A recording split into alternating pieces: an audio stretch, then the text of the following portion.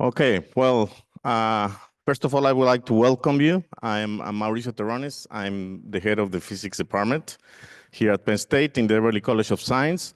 So one of the things as I said, I really have the honor and privilege as the department head of physics of welcoming you to this the first talk of the 2025 series, Ashtekar Frontiers of Science lecture series. This is very, very popular public event in winter that happens every year, but this is the 31st edition of that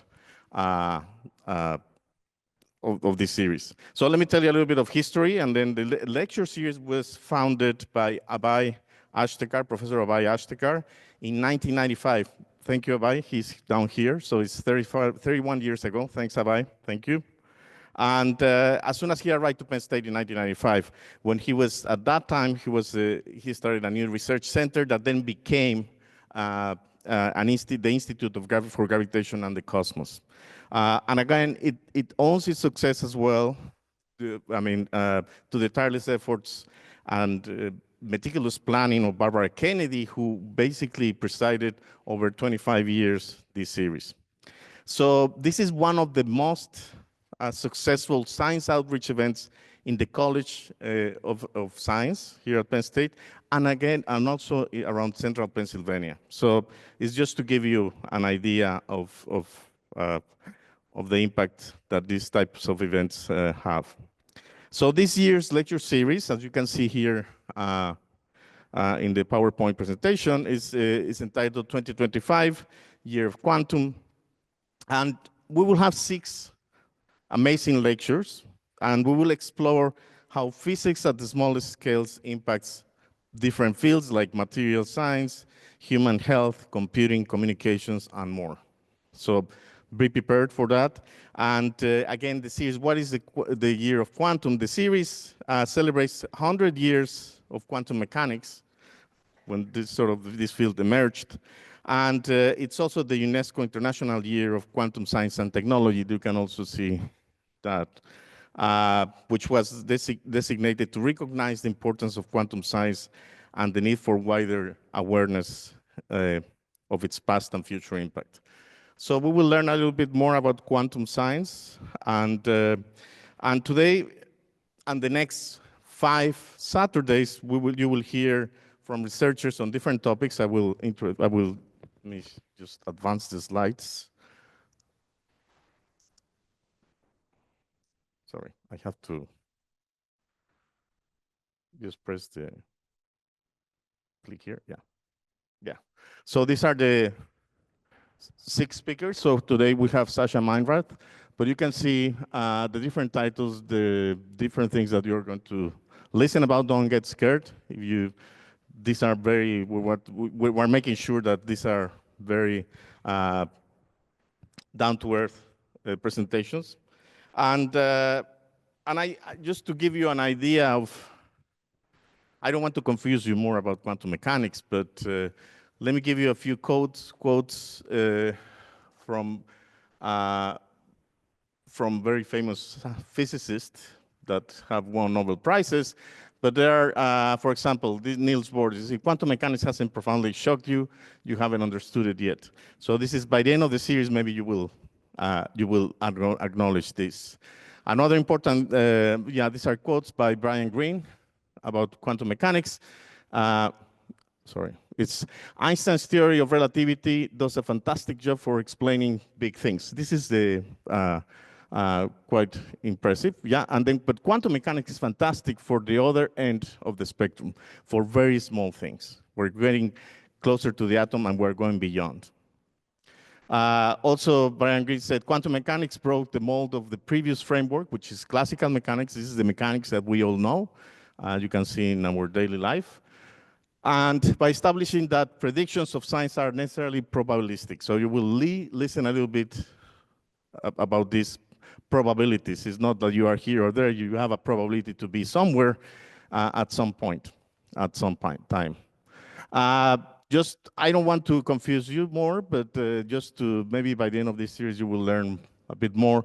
This is Richard Feynman. Says, nobody understands quantum mechanics, so don't worry if we don't understand quantum mechanics. And Roger Penrose, so another Nobel Prize. So quantum mechanics makes absolutely no sense.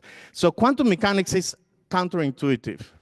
So be prepared not to think in the way you usually think. So you have to think out of the box. And this is what we're trying to do with this series. Okay. So let me now move on and tell you some of the things that we're doing here at Penn State. And I mean, as I said, quantum touches many areas of our lives, and you will see. And Penn State and the College of Science as well has the leadership for positioning ourselves into the outside world. Penn State is well known for interdisciplinary research, and this is one of the reasons I came here to Penn State, and the need to focus on quantum science with an interdisciplinary approach is really critical. So our university has unique strengths. You will see them during the talks in the next Saturdays, and in particular when it comes to the nexus of quantum and different fields like material science and others. So we're launching our 6-week series on quantum by taking a very high level, this is today's talk, very high level look at future policy considerations as these areas of science continues to emerge. I think science policy is going to be very important in the near future. And today's lecture topic is public interest technologies and the battle for privacy in the quantum age. So it's being presented by Sascha Meinrath, so he's here. Thank you very much for accepting and coming. He's Palmer Chair in Telecommunications in the Donald P. Belisario College of Communications at Penn State and Director of XLab, which is an innovative think tank focusing on the intersection of vanguard technologies and public policy. Meinrath is renowned and is a renowned technology policy expert and is internationally recognized for his work over the past quarter century as a community internet pioneer, social entrepreneur, and angel investor. So his research focuses on broadband connectivity, distributed communications, digital feudalism, digital craftsmanship, telecommunications, and spectrum policy, cybersecurity and privacy, and the impacts of disruptive technology, like quantum mechanics is one of them, or quantum science. Prior to creating the XLab, Meinrath was vice president of the New America Foundation, where he founded the Open Technology Institute in 2008 and built it into one of the largest public interest tech policy organizations in Washington, D.C. So he also founded the Commotion Wireless Project, which works around the globe to strengthen communities by providing tools to build their own local communications infrastructures, and co-founded Measurements Labs, which is a global online platform for researchers to deploy internet measurement tools that empower the public and key decision makers with useful information about broadcast connectivity. Meinrath was elected as a Ashoka Fellow for Science Entrepreneurship in 2012 and has been named to the Time Magazine Tech 40 as one of the most influential figures in technology, and to the top 100 in Newsweek Digital Power Index, as he's a recipient of the Public Knowledge IP3 Award for Excellence in Public Interest Advocacy. So I would like to welcome Sascha Meinrath.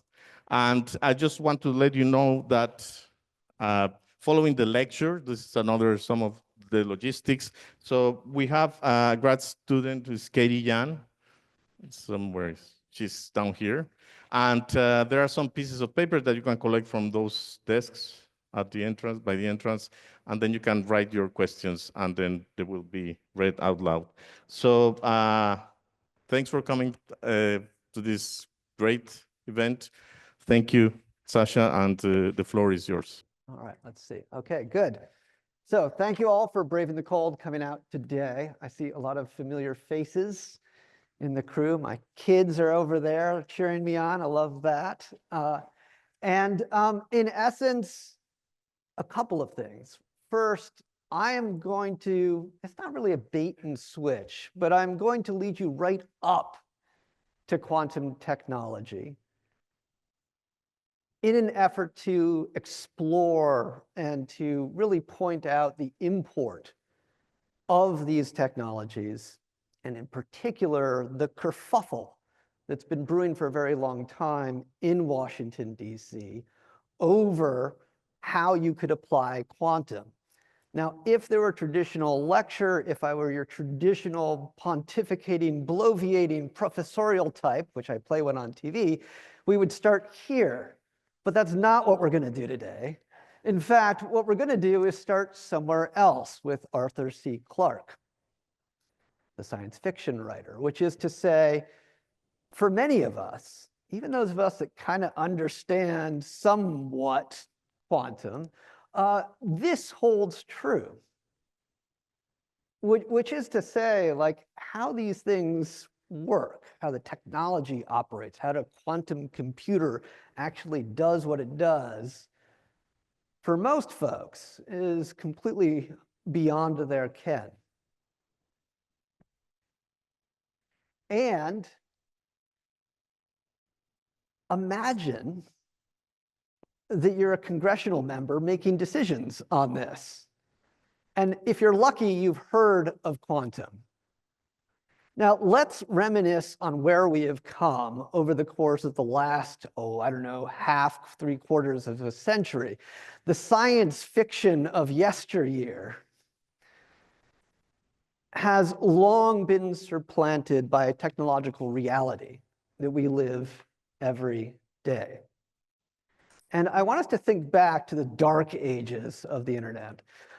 This is like the year that I first became online daily, which puts me ahead of some, I suspect behind a number of you in this room. But in essence, in 1993, there's a very famous cartoon. Do folks here recognize this? Anyone? Yes, I see some hands, right? What makes this funny is really grounded in a reality that no longer exists.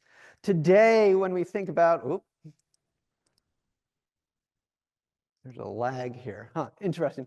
Today, when we think about the world, it's quite a bit different. The notion of being anonymous online, unknowable online, has long since been supplanted by a technological reality. What makes this funny is that we understand that there was a moment where we were relatively anonymous, and that moment is gone. And what I'm going to present to you today is not just how we got here, but the dangers that are inherent because of the path that we have taken to get here, particularly around my bailiwick, which is communications technology.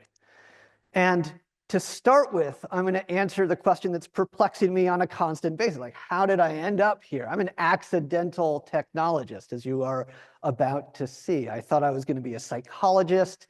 And even through the 1990s, what I was doing was like food politics, local radio. I was on the board of directors of our food co-op, board of directors of my local community radio station, WFT, love it. And in essence, thought almost nothing about technology. It just wasn't my thing. And that clearly gave way to something else, because this is what I do for the last 25, almost 30 years now, which is to say, along the way, I ended up building a number of institutions. The Urbana-Champaign Independent Media Center comes out of a radical media activist bent.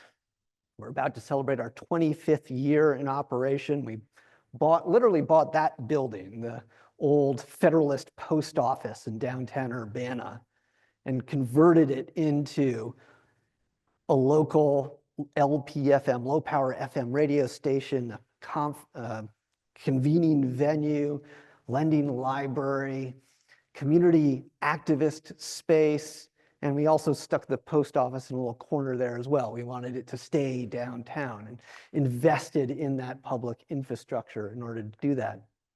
But the other thing that happened right around 2000 is if you're in Urbana-Champaign, right, birthplace of the HAL 9000 psychotic supercomputer of 2001, A Space Odyssey, if you're there, you're surrounded by geeks. And I had a lot of geek friends. And I was like, well, what can I offer you? I can offer you pizza and homebrewed beer. And what can you offer me? Like, let's explore this new broadband technology. Let's build it from the ground up. And that's exactly what we did. In my living room, we started building networking technologies and protocols to develop what became later on known as mesh wireless networking. And from these roots, in essence, I got pulled into Washington, D.C. You start building community networks. Next thing you know, you're interested in spectrum policy. Next thing you're learning, like, wow, nobody understands spectrum. It's like the quantum of 2000. And in essence, amongst the blind, I'm the one-eyed guy who's just like, hey, I understand this stuff, and I'm reading law and policy and regulation, and that makes me very valuable in Washington, D.C. And so I get pulled into Washington, D.C. I get headhunted. And I get to Washington, D.C., to the New America Foundation. I'm wet behind the ears. I don't know really what I'm doing there, but hey, it sounds like a lot of fun to be in the belly of the beast. And quickly realize that there's no technological acumen in Washington, D.C., de facto none whatsoever in key decision-making processes, dockets, regulatory endeavors. And so in 2008, formulate this radical notion of what we need is like a technology institute made up of geeks informing decision makers, helping the lawyers who may understand law, but assuredly do not understand technology, craft a rule of law for this country that is not at odds with technological reality. Spoiler alert, we kind of failed in that endeavor, but we did have some wins along the way, and I'll touch on some of those very briefly. Created Measurement Lab, which is now the world's largest open repository of broadband measurement data. So if you go to like Google and type in like internet speed test, there'll be a box that shows up above your search results. That's us. We've been trying for 20 years to give our data for free to the Federal Communications Commission. Because again, we have the largest data set on the planet. And they've systematically been refusing in favor of proprietary, very expensive data sets paid for by your tax dollars, to the tune of, we have now on broadband mapping spent about $500 million on bad maps. You're welcome. And also created something that, this is what first catapulted me and my team into, I would call it the limelight, the Commotion Wireless Project, which I'll touch upon.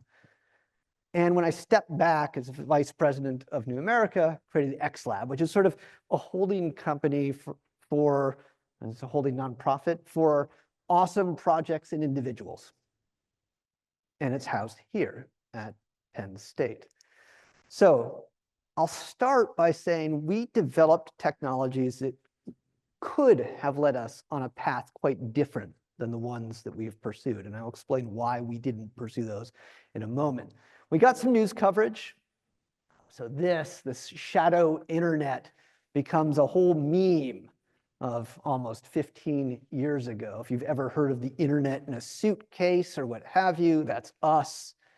And as you can imagine, when this comes out and people want to make it really sexy, you get completely inundated.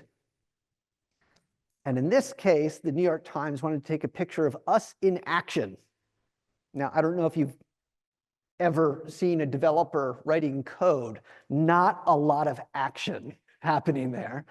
But I made the mistake of saying, hey, we could just round up a whole bunch of equipment and stick it into, like a briefcase or something like that. And the New York Times reporter was like, great, do that. So this is just an amalgam of detritus from around the office stuck into a box that they took a picture. And the funny thing is, you can see it's detritus, right? There's just random stuff in here, including, this works, this thing, this black box in the middle. which is a prototype television white space device. 7 of them were manufactured on the planet. Nobody would know what that is. But because this becomes a thing, and by that, what I mean is we become enemy of the people of Iran. The head of Iranian intelligence publicly states this. So now you have to imagine we've accidentally created a meme. The head of Iranian intelligence is like, not only do we know about this fake thing that doesn't actually exist, but we've developed countermeasures to prevent this thing from ever seeing the light of day. This is the first time that I become persona non grata in Iran. The last time, the second time, was during the Iranian protests. About 13% of all Iranian web traffic came through one of our systems, the Lantern proxy service, which is to say, it's a way to route around government surveillance and censorship. We also saw a spike here in the United States when we decided to block TikTok. It turns out that kind of censorship and this kind of censorship, the solution is the same. And it would take my undergrads about 37 milliseconds to figure out how to route around this psychotically dumb TikTok ban that we were, well, is the rule of law, but we are not following it currently as we speak. So long story short, 3 years after that initial New York Times front page, Sunday Times story, we've done the development now. We start deploying this in various locations around the world. In this case, we take New York Times reporters and we're like, come with us to Tunisia. You will see everything that we're doing, and we will deploy this in a town. And of course, they can't get away from this notion of like, hey, this is so cool. You've got like a bunch of people with a lot of piercings in your office. There's tattoos everywhere. This is not what people expect when they go to a Washington, D.C. think tank, to say the least. And what we build is this. Sayada is a town of around 10,000 people. We cover about 70% of it. And we build a system that provides internet access, but also provides local services and applications. You can see this is the actual portal right here. So you've got English and French Wikipedia mirrored on the local network. You've got, the civic portal there at the top. You've got file sharing, Etherpad, which is basically like note-taking, like Google Docs kind of stuff, maps, chats. Eventually there's a streaming audio system, all local communications available for free for anyone, but in essence is outside of the internet writ large. So if you are an authoritarian regime, unless you're inside that network, you're unable to surveil it. And the total outlays for this are as follows: about $25,000 to network a town of about, 70% of a town of about 10,000 people, 2 weekends, that's it. And my favorite, a crack team of technologists. We built technology to be accessible. Let me show you our design and implementation team. These girls here, literally, I'm not making this up. These girls here, you can see we'd gamified the system by which you design where you put antennas and how they interconnect with each other. That's over here. And there they are holding one of the nodes that gets put up on a couple of buildings. It's a radically different notion of how you build telecommunications infrastructure. Distributed, ad hoc, leveraging assets, vertical assets, like the roof of Bob's garage, things of that ilk. And the question that I often get and that I ask myself is, why isn't this everywhere? The US government invested millions and millions and millions of dollars into this project, right? And we had a whole bunch of systems that we built here in the United States, including in Red Hook, which during Superstorm Sandy, our system, the system that we built just to test out the protocols in real time that we built in community, is the thing that kept working, to the point that FEMA came to us and we're like, hey, your system's up. None of the other infrastructure is up. It all failed. Can we use yours? And they were like, we'll bring in connectivity so that you have more than just the local infrastructure. This was how people connected. And we had a number of these deployments in Washington, D.C., in Detroit, in Philadelphia, and this was beginning to, if you will, metastasize, to be taken up around the country, which is exactly why the federal government of the United States decided to cut off all funding to it. Because perfectly acceptable to develop low-cost surveillance-proof technologies for deployment in Cuba or Iran or et cetera. It's not okay to be doing that and deploying it in Detroit or New York City or Washington, D.C. And so we systematically squelched the development of the technology. Shameful.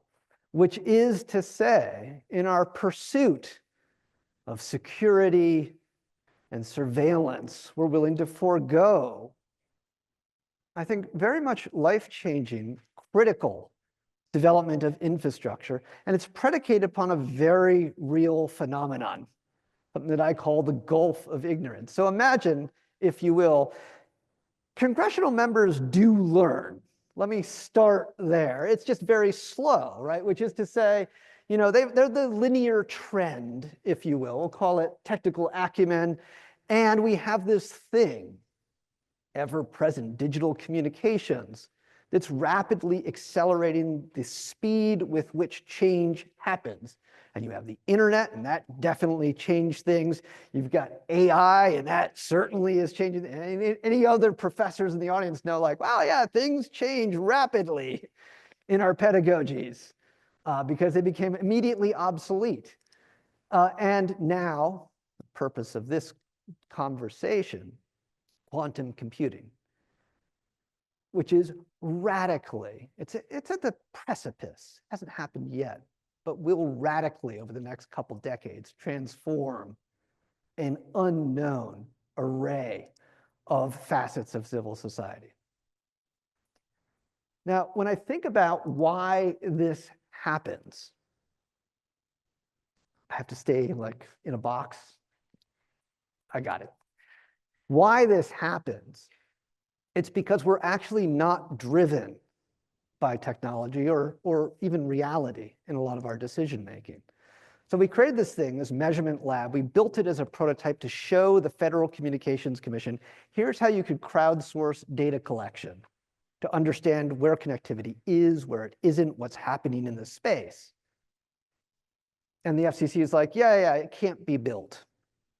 In the same way that in 2000, we're like, we're going to build like these scalable mesh architectures, and all these folks at Nokia and what have you were like, that's impossible.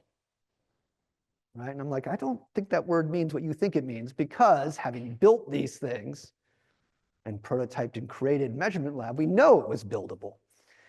And the reason why we build this is, the website stuff, but honestly, it's for a very simple reason, which is to say, informed decision making predicated on data, reality, physics, would be far better for our society than what currently transpires. And the harms that are being caused are pretty extraordinary. Let me give you an example of what Measurement Lab uncovered. It turns out there's a rent-seeking shakedown that we are all a part of, whether you know it or not. Now, rent-seeking is this behavior where, like, basically you're extracting money without providing anything useful in return for it. And it happens all the time. And it comes down to this, one-sided versus two-sided markets. It comes down to this in telecommunications, at least. One-sided market, I sell you an internet connection. Two-sided market, I sell you an internet connection, and then I go to the providers of the services you use and be like, it'd be a shame if you couldn't reach my customers. And so the providers pay me money as well.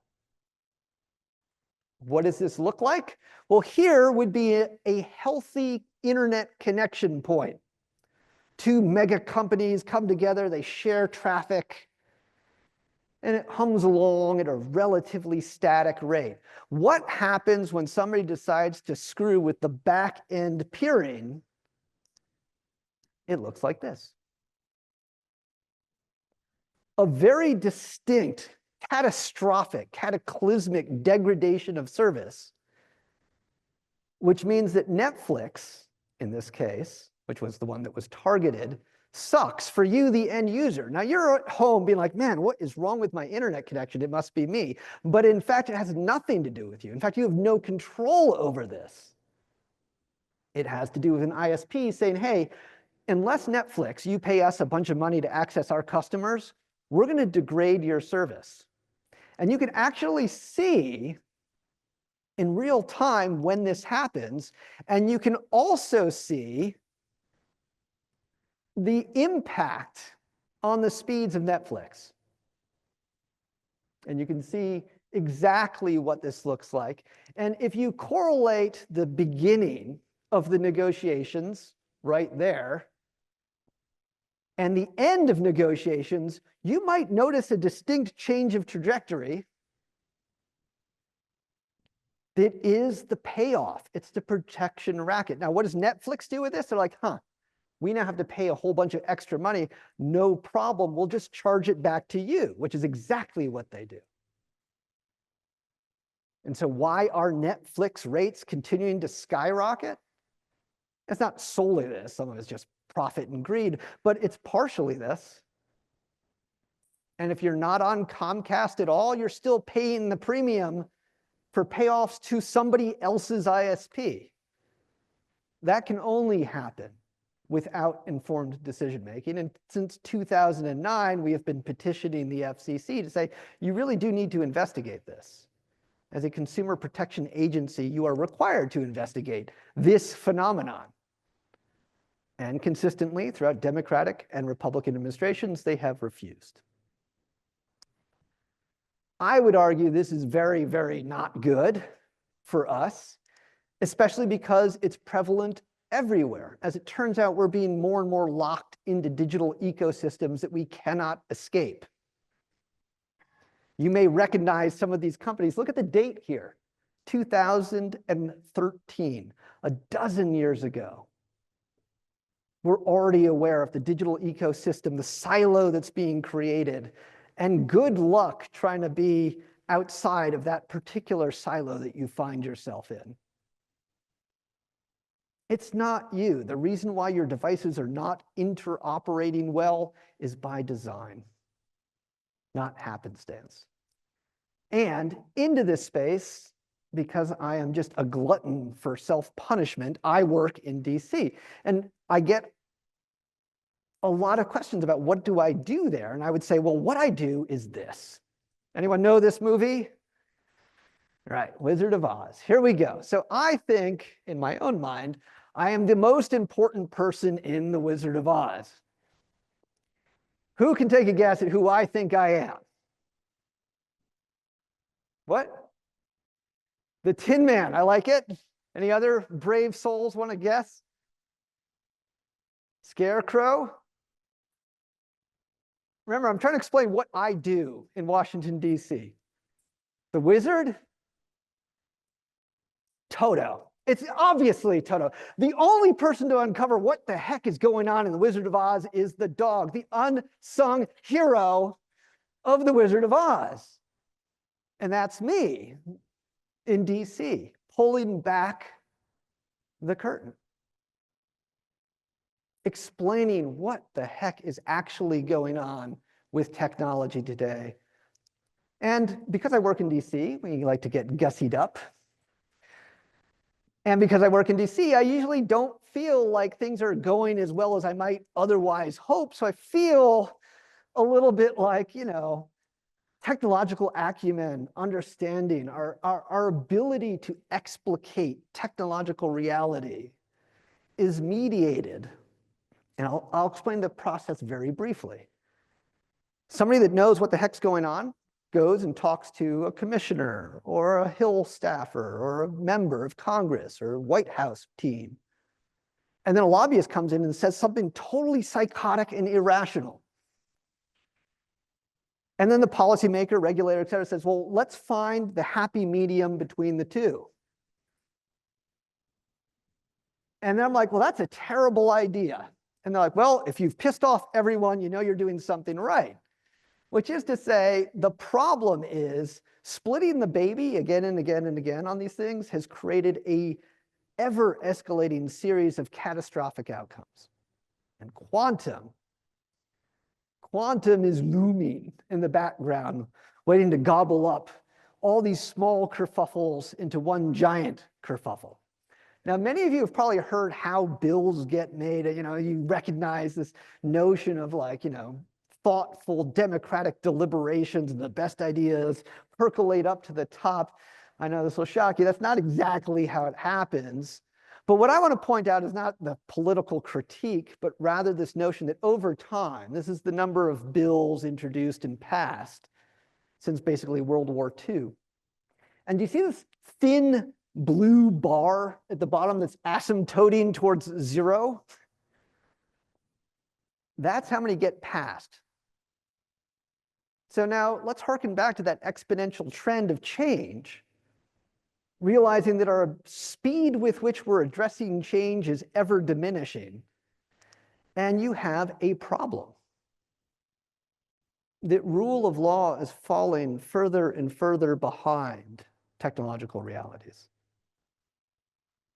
And that's creating a lot of problems. Let me give you an example. 2013, Edward Snowden releases, I would say, the largest trove of top secret documents around the, I would say, malfeasant use of technology we have ever seen. And the one, at the time, woman who is in charge of overseeing the intelligence community states publicly, and this is her quote, in response to this story beginning to unfold, now, I don't think that's possible. And I'm like, but you have one job, which is to oversee this. And you're so out of the loop, you can't even identify what the heck's happening. Likewise, the powers of our era in the intelligence community, Sensenbrenner, who I believe this is a caricature of, the powers that are being used today are pretty terrible. And I'm going to go into some of this so that you can leave feeling cheery and optimistic about the world by the end of this lecture. Which is to say, we are amidst this moment, this razor's edge, huge upside liberatory potential of technologies, often squandered or even weaponized in ways that are then hidden from us. Which is to say, and we've all experienced this, we've been promised a future that is ever further divorced from the realities that we face. And I'm old enough to remember traveling at a time before TSA. Many of us do. That seems like Shangri-La today, right? You just sort of walk up to your gate and get on your plane. Like, how is that even possible? Which is to say, here in 2025, we have these different trajectories that are possible: a more liberatory, open, technological future with transparency and accountability, and the trajectory that we're actually on, which is pretty bleak. And into this, I write a lot, and I do a lot of political economic theorizing around something that I call digital feudalism, this notion that we are ever increasingly locked and controlled into technologies, that political and economic understanding of the power of DC is essential, necessary, but insufficient. And within this space, trying to understand America today is like trying to understand Iran without religion. And you see this, right? We've all seen this. Doesn't matter what side of the political divide you're on. Anyone that wants to say like the tech bros aren't in the house has not been paying attention to today's technological realities. What people forget is the same thing was true under Biden, the same thing was true under Obama as well, which is to say that it's not hyperbolic to say that big tech has, in essence, entered the White House at every level. And this, the power of big tech to change the way we even think about what we think about, is pretty remarkable, because unlike other big battles where you have science and reality versus, I don't know what it is, like mythology and legend, unlike this, right? This is very different because functionally, I mean, yeah, you can do GMOs and what have you, but the functions of biology don't change at the whim of big tobacco, and physics doesn't get changed no matter what big oil wants to say about global warming. But technology can, in fact, change the fundamental nature of the technologies that we use. And the algorithms that we use to do that are pretty pernicious, not well understood because they're hidden from public accountability, but very much alive today, which is to say we go into these spaces thinking about, like, how is this technology architected? How does it function? Who is it responsive to? In essence, what are the dependencies? And we're going to fall almost off the board here. But the long story short is the reality that we're currently living is being devised, mediated through the technologies we use. And this affects a few things. So right beforehand, we're hanging out over here in the green room, talking about, copyright, intellectual property, the public domain, right? The fact that the jazz age is like the last time anything entered the public domain. We'll get rock and roll in like 30 years, right? To extend copyright from 14 years to 95 is a shocking diminution of the public's right to access knowledge, information, and media. And it's weaponized via technology today. Which is to say, if you're like, oh, but what about, the chances are, if that hasn't been infiltrated already, it soon will be. Thus, the smart coffee maker. And these, in essence, big five ecosystems that are being, in essence, created, maintained, follow an era of generativity. When we privatized the internet in 95, there's a reason why so many of these big tech companies get founded within the next decade. And there's a reason why we haven't seen a lot of big new operators entering the space. And if you're like, well, what about OpenAI? I'm like, guess who's funding that? It's the same companies, right? But in essence, these big five are creating a reality for you, and doing so with very little public input, oversight, accountability at all. And I'm going to show you what this looks like, because it's pretty dastardly in the extreme once you actually get down to it. And the take-home message is this last bullet, which is that that's one option, but it could have been radically different. So if you're a geek, as many of us in this room are, this will look familiar, this notion of, well, technology, digital communications is broken down from the physical layer all the way to the applications. This is what it looks like in essence. And the goal here is really to say, hey, look, these are the services and applications we use at the top, and down at the bottom are the media, the mediums that we use to communicate. Your cellular phone is wireless, obviously. You've got, your wireline connection. If anyone still has one, there's these things called like landline phones connected to, old copper plant. There are not too many of them left anymore. And what we tell ourselves is, hey, look, this whole endeavor is controlled by layer 8, is controlled by people. And to a certain extent, that's true, right? This monstrously complicated graphic.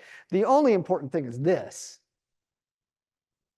What we tell ourselves, the way in which technology is, in essence, overseen, is by a series of individuals who are, in essence, maintaining not just order, if you will, but maintaining kind of the public interest side of this.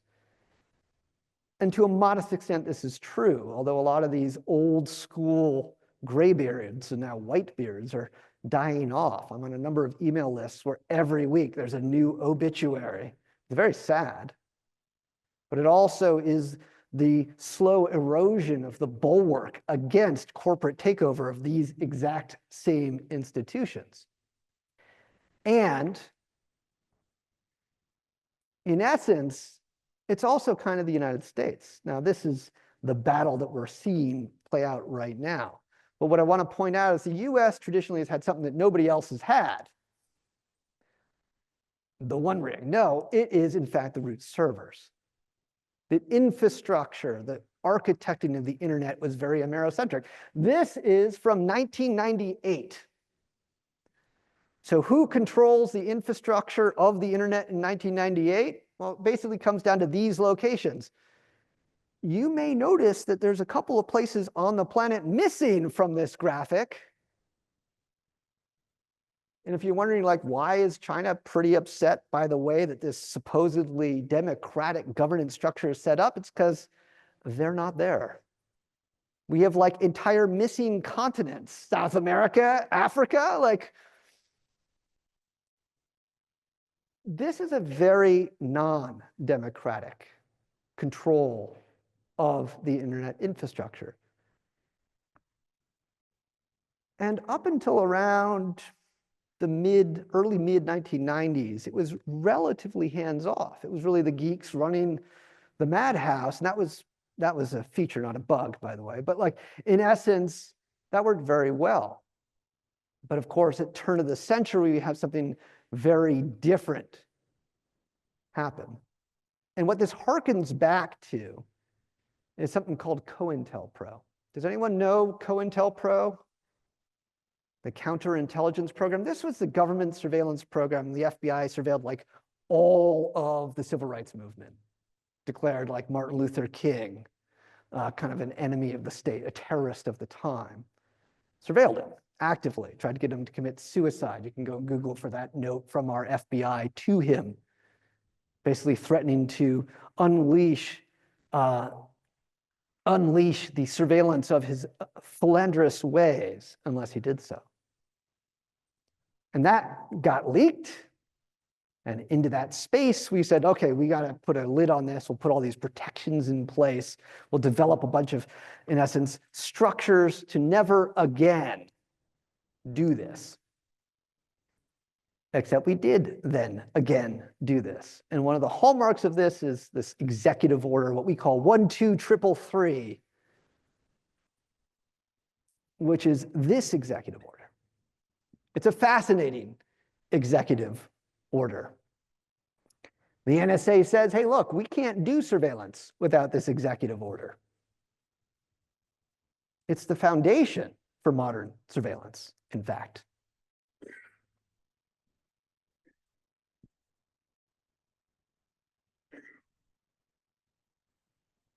And this seems pretty straightforward, right? We're going to do foreign surveillance of foreign people outside the United States. But there's a caveat, an asterisk, a loophole. And into that loophole is where I'm going to spend most of the remainder of my lecture. Because, as it turns out, this guy, the guy on your left, Ronald Reagan, was a maven for government surveillance. And the catalyst that really drew him into being hyper concerned about hackers and the internet, and that we have to do something to prevent malfeasance from coming back and destroying America, was literally this guy. Does anyone know this movie? Some of you remember this. War Games, Matthew Broderick, a very young, kind of sexy Matthew Broderick. And Reagan watches War Games. I can't make this stuff up. And it turns out there's no law against what Matthew Broderick does, which is hack into NORAD and play with the then AI supercomputer a game. It's like thermonuclear annihilation, right? And that causes all sorts of hijinks, and it's hilarious, but like, we almost go to total, DEFCON 1 and radioactive slag, but for a couple of saving graces at the end there. And Reagan's like, oh no, we got to do something about this. And so the result is the establishment of rules and protocols, Consumer Fraud and Abuse Act, expansion of 1-2-3-3 authority, and et cetera, that does this. So if you were just doing war games response, this seems like really important. And up to here, I'd be like, oh yeah, that seems like a good idea, right? Go after people trying to steal nuclear launch codes. I'm for it. Like that seems like legitimate. And then there's also this. And I'm like, what is this? And it turns out CFA has been weaponized in all sorts of kind of absurd ways. Up through including Netflix declaring that if you shared your password with your roommate, CFAA violation. Zillow got really mad at McMansion Hell, people mocking terrible homes on Zillow. And they're like, a CFAA violation. It's against our acceptable use policy. Therefore, you and like terrorists trying to steal nuclear launch codes are the same thing in rule of law. Now, a lot of the players are exactly the same as have been here for many, many decades. This is Joe Biden in the early 1990s. Direct quote. And I'm like, this is a very bad idea, a terrible idea. And we knew it at the time, right? Mandating that US communications be insecure will assuredly haunt us and prove detrimental.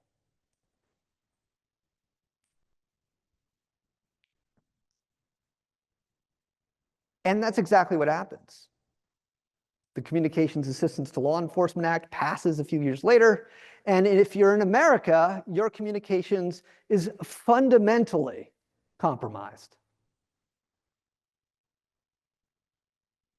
And what this looks like, I'm not going to play this clip here, but you can when you review these slides. You have like James Clapper going in under oath before Congress, being asked by Senator Wyden, are you surveilling Americans, sir? And his response is no. Note the date. This is March 13th, 2013. Soon thereafter, in the summer of 13, we have something unexpected. A whistleblower inside the NSA starts providing information, not to the general public, but to tier 1 media outlets to look at what the NSA is actually doing. And by the way, this joke is predicated on this clip where Andrzej Leno, then President Obama, says we're not doing domestic spying. What does Snowden release? And these are the actual top secrets. Don't yell at me for the way they look. This is the NSA. This is your tax dollars at work. They're not doing domestic spying unless you're using any of these services. Right? And you can see the dates that these all started. And it gets worse from here, by the way. This is nothing. Which is to say, there was this whole meme, a narrative that was being said, hey, we are not surveilling you, lie. But we're just looking at metadata. You may have heard this. Not at your actual content of your communications. It's only metadata. Well, that ends up being quite untrue as well. Here is another of their slides. So you can see what they're saying. We're going to use these providers, and we're going to get this information. I don't know about you, but that feels like content.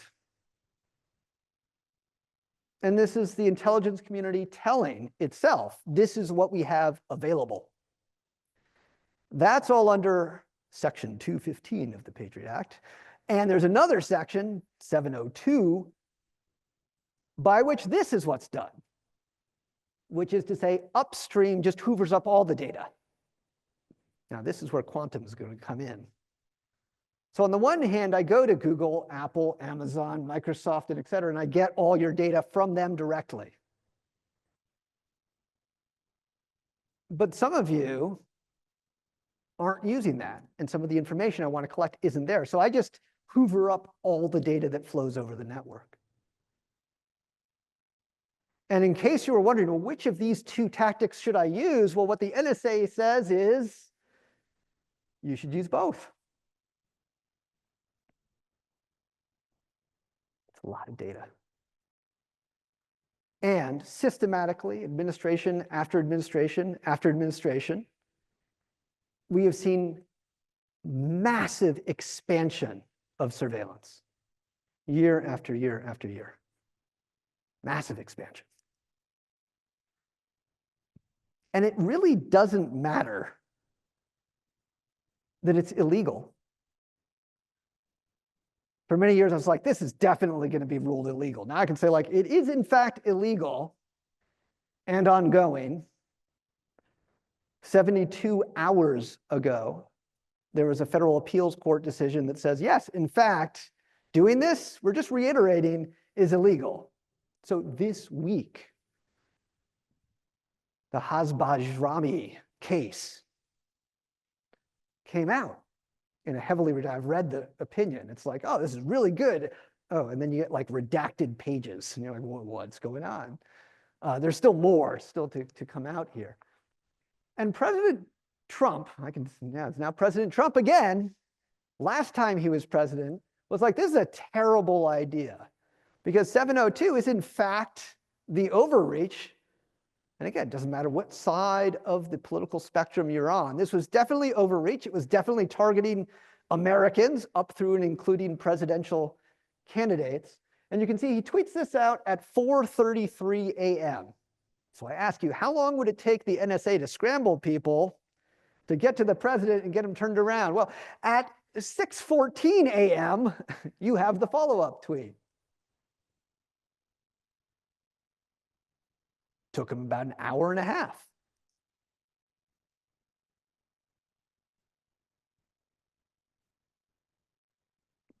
Because when you're president and you're like, wait, but I can use this now?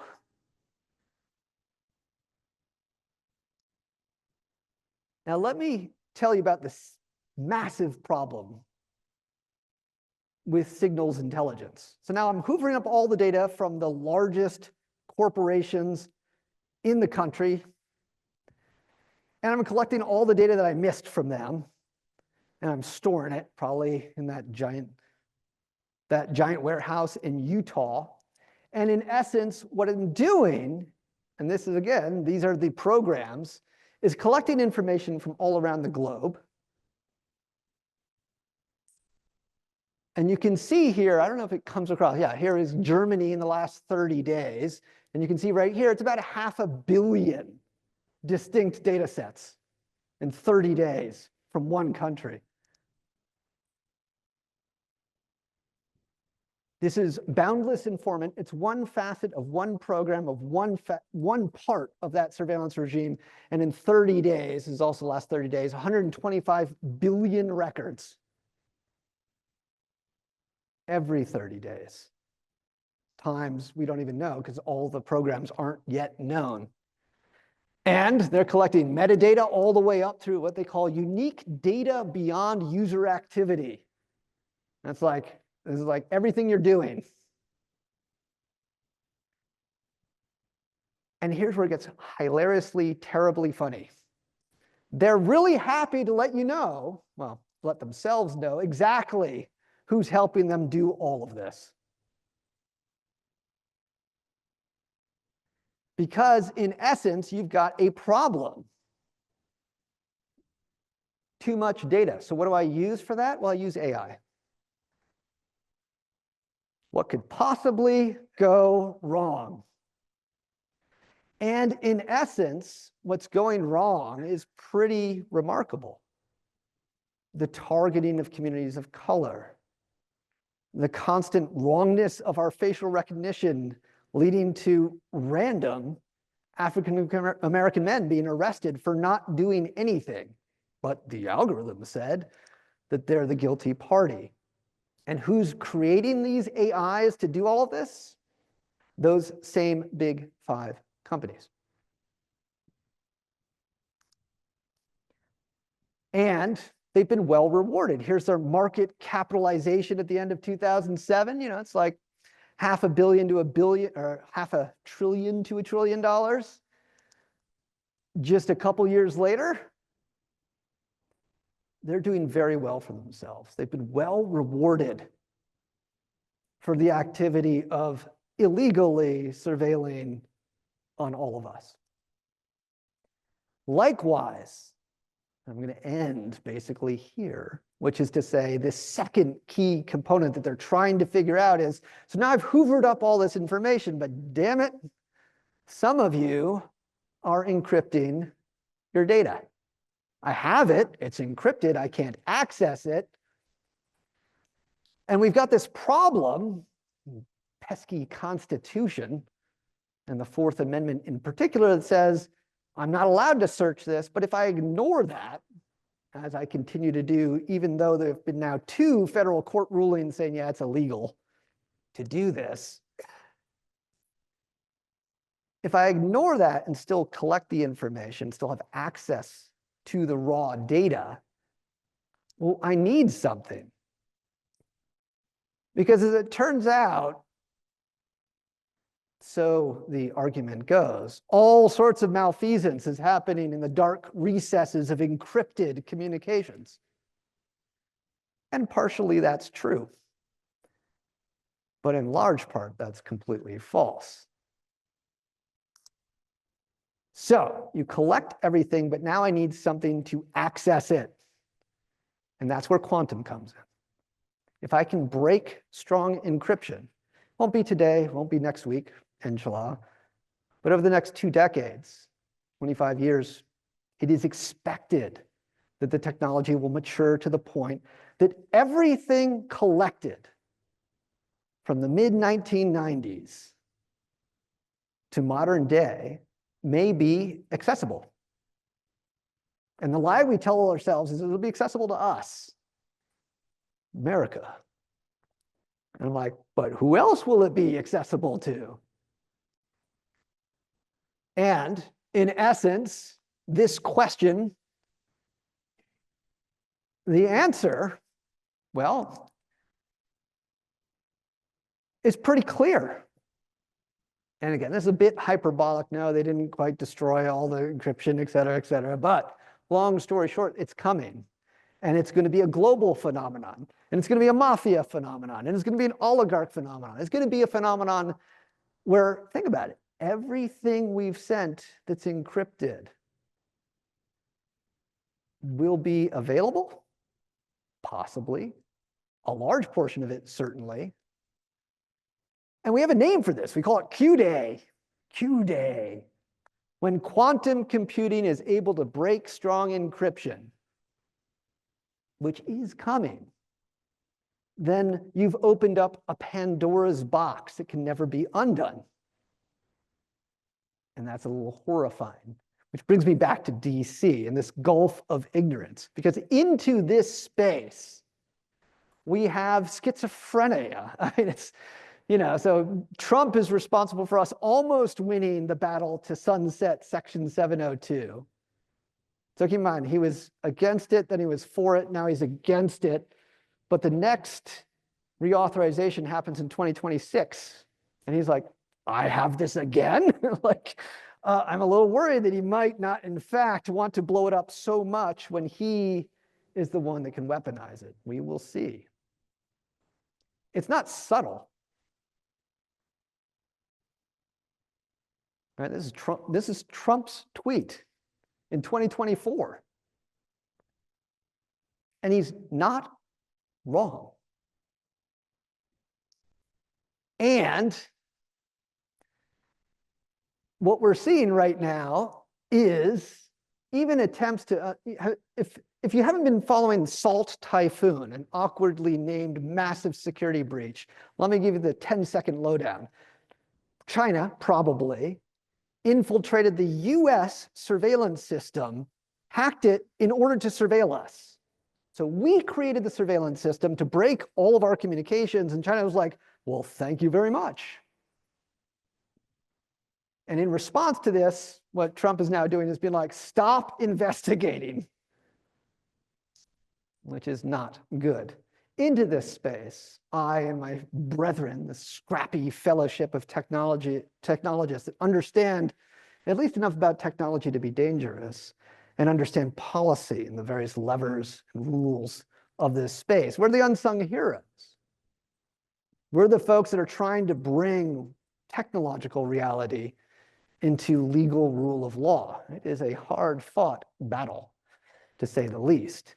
And constantly, we are documenting illegal business and government practices, terrible ones that will be greatly accelerated by quantum computing and related technologies. And in essence, what we want to do is remind people it didn't always look like this. Until relatively recent history, it didn't look like this. And it's a small number of people fighting this battle, a tiny number of people. I'm in rooms and it'd be like, if y'all were lobbyists, that kind of feels like some of the rooms that I walk into in DC, where I'm like, okay, friendly crowd. And there's a very real reason why we fight these battles. And for me, it's right over there. Got 3 daughters. They will inherit the world that we are creating. And on their behalf, I'm rather terrified. And I wouldn't be here talking. I wouldn't be spending the last quarter century of my life working in these spaces if I didn't think, hey, look, we do make headway. 72 hours ago, we had a massive legal win. It's hard to really underscore how important this is. It's awkward because what the courts ruled is like, yeah, when you search Americans' data that you say you didn't collect, but you did, you need to get a warrant. The fact that we have to reestablish those norms shows you how far off the beaten track we have come. The fact that we are sitting on this giant landmine of encrypted data, all your credit card numbers, everything you've done online, that's like, it's safe and secure. Quantum says, hold my beer, because guess what? That may not be the case in the next 20 years. And with that, I want to thank you and open it up for questions.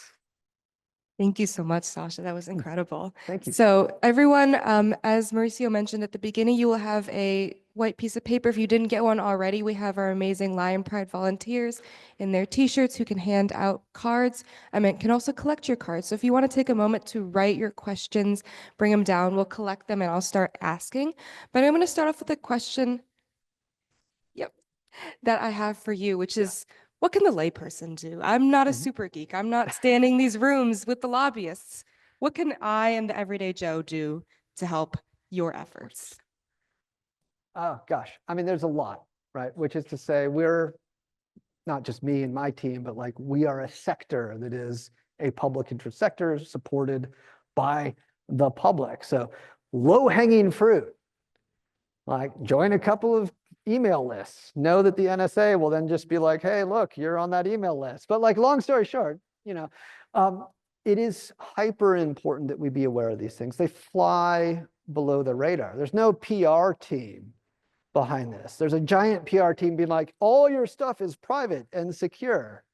The fact that that's not entirely true, right? And many of us have probably experienced like the letter that you get being like, there's been a security breach and like we lost all your data. And this is like that times a million. What can the average person do? One, get informed. Two, like help out. A lot of this comes down to just rote organizing, getting folks to actually let Our elected officials know, hey, look, this is of concern. A lot of this, I spent a lot of time just talking to friends, talking to you, raising awareness of this kind of Faustian bargain we've forged with technology.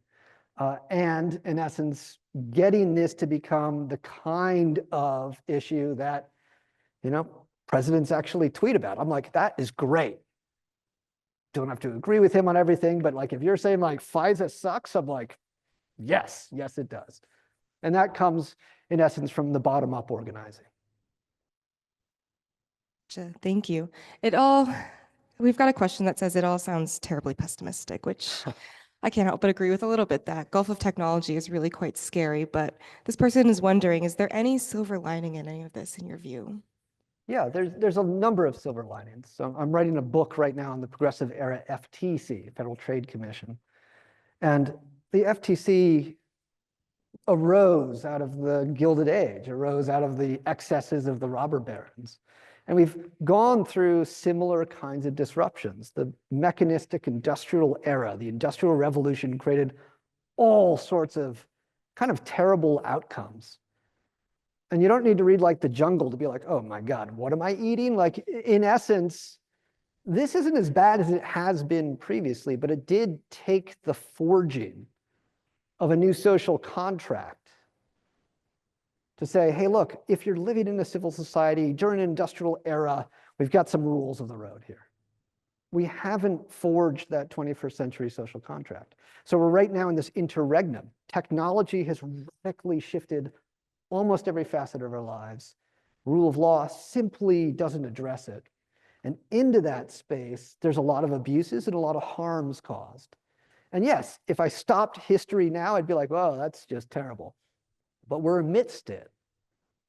And I'm an optimist, so I think this is a self-correcting with a lot of people rattling a lot of sabers, self-correcting phenomenon. And the optimism stems from the fact that so many people have been hurt, that there is a growing groundswell of interest in seeing those reforms. So if you look at the Hill today, you see progressive arm and libertarian right-wing arm joining together, being like, yeah, this is a terrible thing. Civil liberties, super important. The excesses of corporate practices, terrible. And they're fighting against the leadership of both parties. And so why am I optimistic? Because eventually, I mean, one, the leadership will die, they're old enough. But like two, the growing number of people that ascribe to both of these sides and to a joint shared agenda towards meaningful reforms and accountability in these spaces. We're going to see what happens this Congress, but I think we have potentially a really good opportunity between now and 26 to see some really great laws passed through a Republican Congress and with a Republican president. It's an oddity of alignment between these different domains, left and right. Thank you for that. I think that makes me feel a little bit better personally. So it wouldn't be the Ashtekar lectures if I didn't ask about quantum, given that it is the year of quantum. And you mentioned at the end that we're sitting on a landmine of encrypted data that could very easily be cracked once quantum computing reaches that phase. And so we've got two sort of intertwined questions. The first asks, well, are phone conversations via cell phones and texts even secure? And the second asks, well, with the approach of quantum mechanics and its development, how can we, the consumers, begin to protect our data? Is it even possible? Yeah, and so number one, no, your phone conversations and text messaging is not secure, but who it's not secure from is not necessarily the hackers, right? That's what we tell you. Oh, you've got to protect against hackers. It's definitely not secure against the intelligence community. Those systems have been thoroughly compromised. It's why, so weirdly, when the Chinese hacked the US surveillance system, the NSA issued a warning to all of us publicly saying you need to encrypt your data. Because what they didn't say is like the system we set up has just been completely foobarred and weaponized by a different power than us. There's that. But there are also a number of services applications. I personally am not endorsing it, although I love it.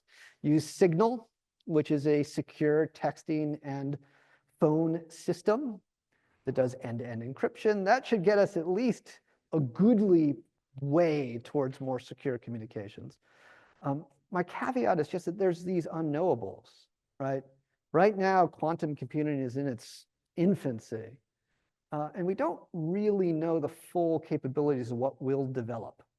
And again, this is at the edge of my ken, the folks that we'll be hearing from in future Saturdays who are immersed in the particulars of how to operationalize quantum computing and et cetera.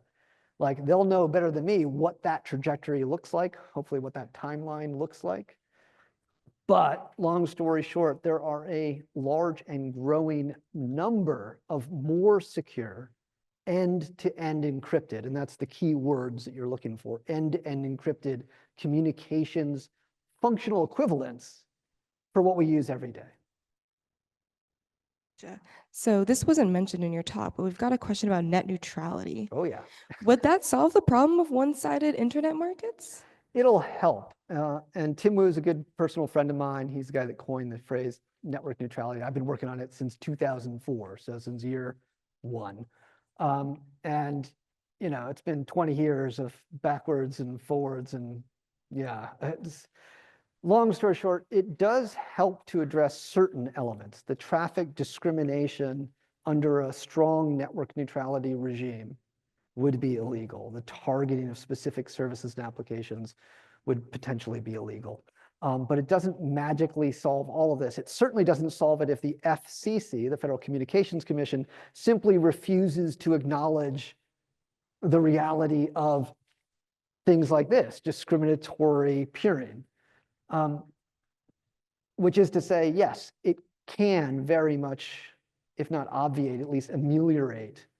Network neutrality would ameliorate a lot of these discriminatory business practices, but it is no silver bullet.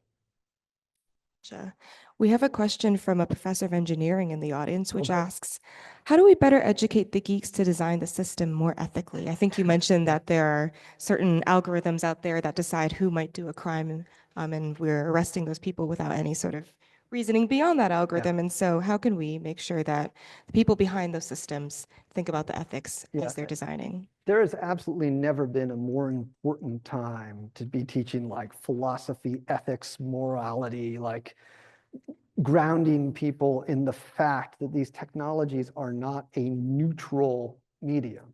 They're a force multiplier. And that force multiplier is often weaponized in ways that are quite harmful. And you can't just wash your hands of those downside risks.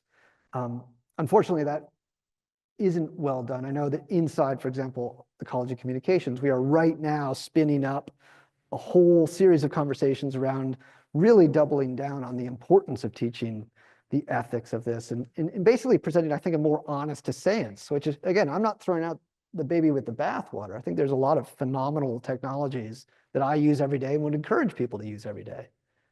To do so blindly and to teach, in essence, that like you hold no responsibility for this. This is like Oppenheimer 2.0. I mean, I'm like, guys, we have to be a lot more thoughtful. So I applaud anyone that's saying like, what should we be doing? It's like, yes, this needs to be integrated. You're dealing with extremely powerful tools, right? And in the same way that I wouldn't give my daughters a chainsaw and be like, have fun. Like, it's just not acceptable that we provide these powerful tools to individuals with no training, oversight, accountability, or ethical grounding in how to deploy them in ways that are not harmful. Thank you for that. Going back to what you're talking about, your optimism towards the current political climate and future for Optimism, it's, optimism, yep.